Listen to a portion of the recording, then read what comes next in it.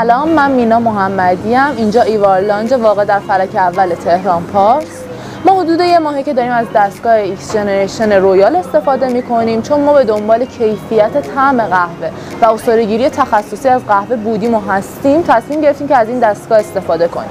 امکاناتی که این دستگاه به شما ارائه میده رو میتونیم مثال بزنیم. کاربرد خیلی آسونی داره و در عین حال خیلی تخصصی و حرفه‌ایه.